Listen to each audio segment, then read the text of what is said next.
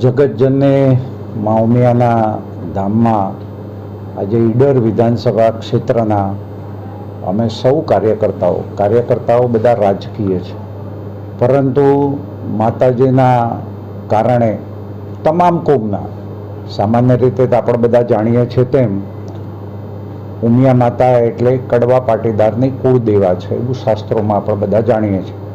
પરંતુ મારી સાથે જે મિત્રો આવ્યા છે તમામ વર્ગના છે, તમામ કોમના છે, અને ધાર્મિક લાગણીને ધ્યાનમાં રાખીને, આસ્થાને ધ્યાનમાં રાખીને અમે આ ધજા આજે અહીંયા ચડાવી છે. ઊંઝા અને ઉમિયા માતા ટ્રસ્ટ એ માત્ર ધાર્મિક નહીં, એ સાંસ્કૃતિક કાર્યક્રમો કરે છે, લોકોને મદદરૂપ થવાના પણ પ્રયાસો કરે છે, આપત્તિના સમયે પણ ઊભા રહે છે. અને આ સંસ્થા દ્વારા જ્યારે પણ લોકોની જરૂરિયાત ઊભી થાય છે ત્યારે ખડે પગે તૈયાર રહે છે. આજે આ ધજાનો કાર્યક્રમ છે, જેમ કહ્યું એ પ્રમાણે 12મી તારીખથી 18મી તારીખ સુધી.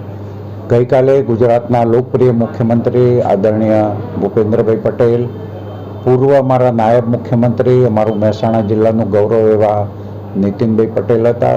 ખૂબ વરસાદ હતો અને એ વરસાદમાં પણ અહીંના સ્વયંસેવક ભાઈઓ અને બહેનોએ જે જહેમત કરી છે અને કાર્યક્રમ જે સફળ બનાવ્યો છે એ બધા અભિનંદનને પાત્ર છે. અને આ બધી જ વાત એ ઉમિયા માતાના સાનિધ્યના કારણે થઈ છે. ઉમિયા માતાના અપાર પ્રેમ અને સ્નેહના કારણે સમગ્ર મહેસાણા જિલ્લો, બધા જ કોમના લોકો, ગુજરાત અને વિશ્વ સ્તરે જ્યારે ઉમિયા માતાના શ્રદ્ધાપૂર્વક લોકો એના ગુણગાન ગાઈ રહ્યા છે, ત્યારે એ કાર્યક્રમમાં પણ અમને સામેલ થવાનો મોકો મળ્યો છે.